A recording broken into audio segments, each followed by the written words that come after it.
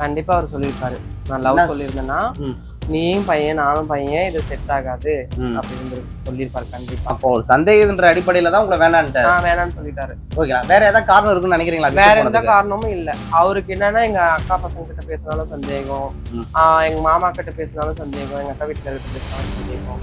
இது மாதிரி இல்ல தம்பி கிட்ட பேசினாலும் சந்தேகம் வரும். அதுதான் சந்தேகப்படுறாரு அவரு. அப்படிதான் அவரு எப்படின்னு ஒண்ணுமே புரியல. ஹாய் பூர்ணா. ஹாய். நிறைய பேர் உங்ககிட்ட லவ் பத்தி எல்லாம் கேட்க சொல்றாங்க. நெக்ஸ்ட் வந்து பாத்தீங்கன்னாக்கா உங்களுக்குள்ள நிறைய பேர் லவ் பண்ணிருக்காங்களா, நீங்க எத்தனை பேர் லவ் பண்ணிருக்கீங்க, இன்னும் நிறைய பேர் பார்த்தீங்கன்னா கேள்வி மேல கேள்வி வச்சுக்கிட்டே இருக்காங்க. ஸோ நீங்க போன வீடியோல பேசுனீங்க இல்லையா, அந்த வீடியோ கமெண்ட்ல நிறைய பேர் இந்த கேள்வி தான் வச்சுட்டு இருக்காங்க. ஸோ பர்சனல் லைஃப்ல எல்லாருக்கும் ஒரு திருநங்கைனாலுமே அவங்களுக்கு ஒரு லவ் இருக்கும். அதுக்கு லவ் இருந்ததா? இருந்தது. எந்த வயசுல அந்த லவ் ஸ்டார்ட் ஆயிடுச்சு? எந்த வயசுலன்னா எனக்கு நான் மாறதுக்கு முன்னாடி ஒரு 15 வயசுல இருந்தே இருந்துச்சு. எங்க மாமா தான் அவரு நல்லா சின்சியரா லவ் பண்ணி, ஆனா அவருக்கு தெரியாது நான் ஒன் சைடா தான் லவ் பண்ணிட்டு இருந்தேன். ஏன்னா நம்ம லவ் சொன்னா நீனும் பையன் நானும் பையன் சொல்லிடுவாரு இல்லையா, அதனால நான் ஒன் சைடா லவ் பண்ணிட்டு இருந்தேன். இப்போ அவரு விட்டுட்டேன். அதுக்கப்புறம் நான் மாறினதுக்கு அப்புறமா நான் ஒரு குரு, அவங்க வந்து பேரு வந்து குரு, அவங்கள லவ் பண்ணிட்டு இருந்தேன். நல்லாதான் போயிட்டு இருந்துச்சு ஒரு 4 மாசத்துலயே. அப்புறம் அவங்களும் ஒரு செயின் எடுத்து வெளியில என் பேர் போட்டு அவங்களும் கழுத்துல போட்டிருந்தாரு. நல்லா பேசிட்டு இருந்தோம். ஒரு சின்ன மனஸ்தாபம் அவருக்கு எனக்கு வந்தனால அவர் பிரிஞ்சுட்டாரு. அது பிரிஞ்சு நான் யாருமே நம்பக்கூடாதுன்னு விட்டுட்டு நான் வாட்டுக்கு இருந்தேன். பேக்கரி கடைக்கு நாங்கள் அப்பப்போ டீ குடிக்க போவோம். அந்த இடத்துல சசின்னு ஒருத்தர், அவங்க பேர் வந்து, அவங்களுக்கு அப்பா அம்மாலாம் யாருமே கிடையாது. அப்பா அம்மாலாம் யாருமே இல்லை. நாங்கள் நல்லா லவ் பண்ணிட்டு 1 வருஷம் நல்லா லவ் பண்ணிட்டு இருந்தோம். சர்ஜரி பண்ணாததுக்கு முன்னாடி அப்பயே லவ் பண்ணிட்டு இருந்தோம். எல்லாமே நான் சொல்லிட்டேன், சர்ஜரி பண்ணணும்னு நான் பண்ணலை. நல்லா தெரிஞ்சுதான் அவங்களும் லவ் பண்ணாங்க. நீங்க உங்க மாமாவை லவ் பண்றேன்னீங்க இல்லையா, அப்ப உங்க மாமாக்கு என்ன வயசு, உங்களுக்கு என்ன வயசு? எனக்கு வந்து அப்ப 15 வயசு. உனக்கு 15 வயசு. ஆமா. உங்க மாமாக்கு? அவருக்கு ஒரு 20 வயசு இருக்கும். 20 வயசு. அப்ப நீங்க ஒரு ஆணா இருந்திருப்பீங்க, ஒரு ஆண் மேலே லவ் வருது இல்லையா, அது எப்படி உங்களுக்கு சொல்ல தோணுச்சு? ஆண் மேல லவ் வருதுன்னா, நான் எனக்கு என் மனசுல நான் நினைக்க ஃபுல்லா இருந்தேன்னா, நான் இப்ப ஒரு பெண்ணா தானே உணர்றேன். அதனால அவருக்கு அவர் மேல எனக்கு லவ் வந்துச்சு. இல்ல நீங்க பெண்ணா உணர்றீங்க. நீங்க சப்போஸ் நீங்க வந்து அவங்க கிட்ட லவ் சொல்லும் போது அவங்க வந்து என்ன நினைப்பாங்கன்னா, நீ ஒரு பொண்ணு இல்ல, நீ ஒரு ஆண். அவங்கள பொறுத்த வரைக்கும் சரிங்களா? அப்போ அவருடைய சூழ்நிலை எப்படி இருக்கும்? கண்டிப்பா அவர் சொல்லியிருப்பாரு. நான் லவ் சொல்லியிருந்தேன்னா, நீயும் பையன் நானும் பையன் இது செட் ஆகாது அப்படின்னு சொல்லியிருப்பாரு கண்டிப்பா. அதனாலதான் நான் எதுவுமே சொல்லல, நான் மனசுக்குள்ள வச்சுக்கிட்டேன். ஓகே, அந்த மாமா கூட எப்படி நல்லா விளையாடி இருக்கீங்களா? நான் ஜாலியா விளையாடுவேன். என்னென்ன எல்லாம் விளையாட்டுலாம் விளையாடி இருக்கீங்க? எப்படின்னா, நாங்க நுங்கு வெட்டி சாப்பிடுவோம். மரம் ஏறி நுங்கு வெட்டி, நான் தேங்காய் மரம் நல்லா ஏறுவேன். தேங்காய் மரத்துல ஏறி இளநீ பிச்சு சாப்பிடுவோம். நுங்கு வெட்ட போவோம். அப்புறம் கிராமத்துல என்ன நடக்குமோ அத்தனையும் பண்ணிருக்கீங்க. ஆமா, நண்டு பிடிக்கிறதுக்கு மீன் பிடிக்கிறதுக்குலாம் 2 பேர் ஜாலியா போவோம். அப்படிலாம் நிறைய இருக்கு எங்க லைஃப்ல. நிறைய ஆக்சுவலா அந்த ஒரு பாட்டு வரும் பாத்தீங்களா, அந்த வெயிலோடு விளையாடி, அது மாதிரி நாங்களும் நிறைய விளையாடி இருக்கோம். ஓகே, அந்த பாட்டுல வரக்கூடிய காட்சிகள் அத்தனையும் பண்ணிருக்கீங்க. ஓகே, நீங்க எப்ப அவர்கிட்ட லவ் எதனா சொல்லிட்டீங்களா?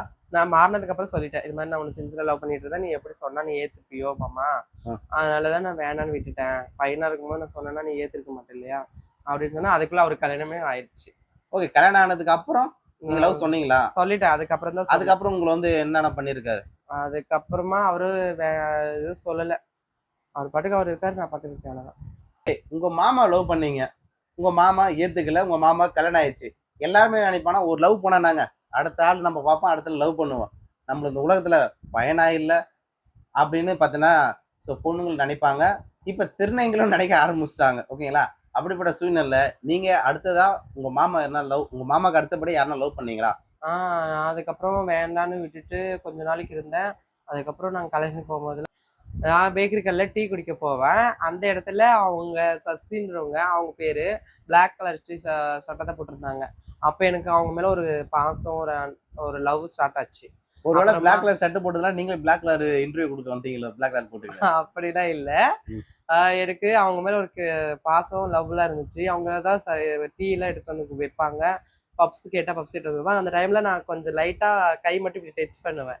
டச் பண்ணும்போது அவங்க இப்படி இப்படி இப்படி பண்ணுவாங்களா, ஐயோ அழுக்காயிருச்சு சட்டை அப்படின்வாங்க, கை அழுக்காயிருச்சு அப்படி இப்படின்னு சொல்லிட்டு இருப்பாங்க.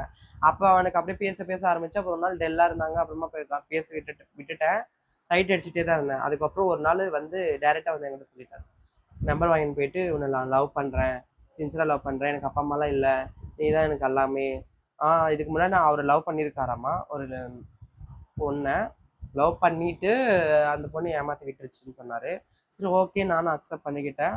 அப்புறம் நானும் ஒரு பையனை லவ் பண்ணேன், அதை விட்டுட்டேன்னு சொல்லிட்டேன். அப்புறம் 2 பேரும் நாங்கள் ஒத்து போய் தான் நாங்கள் லவ் பண்ணோம்.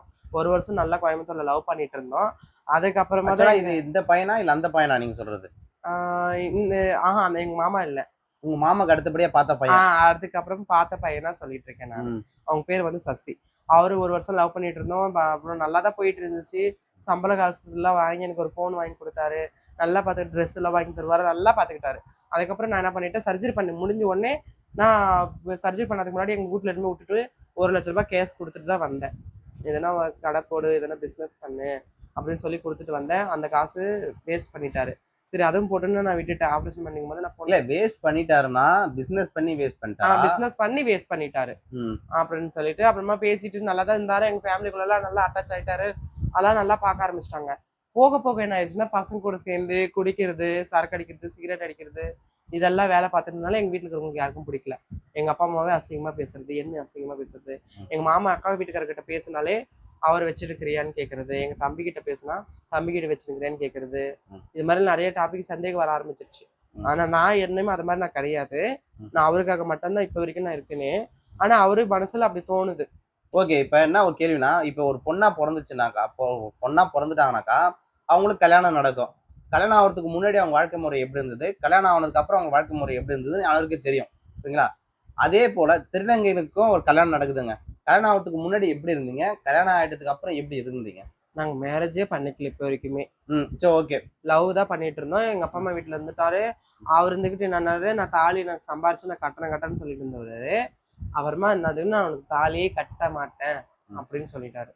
தாலியே கட்ட மாட்டேன்னு போயிட்டாரு. ஆனா எல்லாத்துக்கும் உங்க வீட்டுல வந்து மருமகனா அவங்க ஏத்துக்கிட்டாங்க. மருமகனா நீங்களும் அவங்க ஹஸ்பண்டா ஏத்துக்கிட்டு தான் பாத்தீங்கன்னாக்கா எல்லாம் செஞ்சீங்க. ஆமா ஆனா இன்னைக்கு வந்து பாத்தீங்கன்னாக்கா அவர் வந்து வேணான்ட்டு போயிட்டாரு. ஆமா வேணாம்னு சொல்லிட்டு போயிட்டாரு. எங்க வீட்டுல என்ன இருக்கிறவங்களும் காரணம்னு நினைக்கிறீங்க? ஒழுங்கா வேலைக்கு போறது இல்ல. நான் ஒருத்தி தான் சம்பாதிக்கிறேன். நான் நிறைய கடன் கட்டிட்டு மேல சர்ஜரி பண்ணணும். அதோட கடத்தை கட்டிட்டு வீட்டுக்கு செலவு பார்த்துட்டு என்னோட செலவு பார்த்துக்கிட்டு இதெல்லாம் பார்த்துட்டு இருக்கறனால அவருக்கும் நான் தான் பார்த்துக்கிறேனே. துணிமணில இருந்து எடுத்துறதுல இருந்து சோப்புக்கு செலவுக்கெல்லாம் நான் தான் கொடுக்குறேன். ஒரு வேலைக்கு போறது இல்ல. ஒரு வாரம் ஒரு வேலைக்கு போவார் ஒரு கடைக்கு. அந்த வேலை முடிஞ்ச உடனே ஒரு வாரம் சம்பளம் வந்துச்சுன்னா அதை வீட்டுல உட்கார வச்சு சாப்பிட்டு ஒரு மாசம் கழிச்சுட்டு இன்னொரு வேலைக்கு போவாரு. இப்படி வேலை மாத்தி மாத்தி தான் போவாரே தவிர எனக்கு ₹1 இது வரைக்கும் கொடுத்ததும் கிடையாது. அவரு நீ வேணாம்னு சொன்னாரா? இல்ல நீங்க எனக்கு வேணாம்னு நீங்க சொன்னீங்களா? இல்ல ஃபர்ஸ்ட் நான் தான் வேணாம் வேணாம்னு சொல்லிட்டு இருந்தேன். அப்புறம் போவாரு. எனக்கு அழுவாச்சு அழுதுட்டு இருப்பேன். அப்புறம் எங்க வீட்டுல இருக்கிறவங்கள போய் கூப்பிட்டு வந்துருவாங்க. அப்புறம் எதுக்கு அவரு உங்களை வேணான்னாரு? என்ன வேணாம்னு எதுக்கு சொன்னாருன்னா, அவரு கூட நான் இருக்கிறது இல்ல இப்பெல்லாம். நான் எங்க ஃபேமிலி பார்க்கறதுக்கோசரம் நான் வந்துட்டேன். சென்னைக்கு வந்துட்டேன். அதே மாதிரி கிருஷ்ணகிரியில தனியா எங்க மம்மி கூட ஒருத்தர் கூட இருந்தேன். அதனால அவங்க கூட இல்லாதனால அவனுக்கு டவுட் வந்துச்சு. யாரையோ வச்சிட்டு இருக்கா அப்படின்னு கூட சொல்லிட்டு. இல்லன்னா அவங்க கூட இருக்கணுமா? புரியல, எனக்கு ஒண்ணும் புரியல. அவங்க கூட நான் தூங்கணும் அது மாதிரி எல்லாம் இருக்கணும்ன்றதுக்கோசரம் அதெல்லாம் நான் இல்லாதனால ஒரு 4 மாசமா எங்க ஃபேமிலி எங்க ஆளுங்க கூட இருந்துட்டேன் நானு. அதனால என்ன ஆயிடுச்சுன்னா அப்படி சந்தேகப்பட ஆரம்பிச்சு வேணாம்னு சொல்லிட்டாரு. அப்போ ஒரு சந்தேகன்ற அடிப்படையில தான் உங்களை வேணான்ட்டாரு. வேணாம்னு சொல்லிட்டாரு. ஓகே. வேற ஏதாவது காரணம் இருக்குன்னு நினைக்கிறீங்களா? வேற எந்த காரணமும் இல்ல. அவருக்கு என்னன்னா எங்க அக்கா பசங்க கிட்ட பேசினாலும் சந்தேகம், எங்க மாமா கிட்ட பேசினாலும் சந்தேகம், எங்க அக்கா வீட்டுக்காரர்கிட்ட பேசினாலும் சந்தேகம். இது மாதிரி இல்ல தம்பி கிட்ட பேசினாலும் சந்தேகம் வராது. அதுதான் சந்தேகப்படுறாரு அவரு. அப்படிதான் அவரு எப்படின்னு எனக்கு ஒண்ணுமே புரியல. ஓகே. அவரை தவிர்த்துட்டு வேற யாரும் லவ் பண்ணீங்களா அப்புறம்? அதுக்கப்புறம் யாரையும் லவ் பண்ணலைங்க. இது வரைக்கும் யாருமே லவ் பண்ணல. ஓகே. உங்களை லவ் பண்றதுக்கு ஆக்சுவலா உங்களை லவ் பண்றதுக்கு என்னெல்லாம் தேவை? நான் என்ன சொல்றேன்னா, இப்ப வரைக்குமே அவங்க லவ் பண்ணாங்க. அவங்கள நான் இது வரைக்கும் காசு எனக்கு கொடு, எனக்கு ஏதாவது வாங்கித்தா அதை வாங்கித்தா நான் கேட்டதே இல்லை. என் சம்பாதிச்சதுல நான் சம்பாரிச்சு அவனை நல்லா பார்த்துக்கிட்டேன். அதே தான் நான் இப்பயும் என்ன சொல்றேன்னா, சப்போஸ் இதுக்கு மேல எனக்கு லவ் யாருன்னா வந்து சொன்னாங்களாலும் அவங்களுக்கு கொஞ்சமான எனக்கு டவுட் வரும். இவங்க கடைசி வரைக்கும் இருப்பாங்களான்ட்டு. ஆனா நான் என்ன சொல்றேன்னா, அவங்க வேலைக்கே போகலனாலும் பரவாயில்ல. அவங்க கிட்ட நான் பசங்க கிட்ட எதிர்பார்க்கறது ஒண்ணே ஒண்ணுன்னா பாசம் மட்டும்தான்.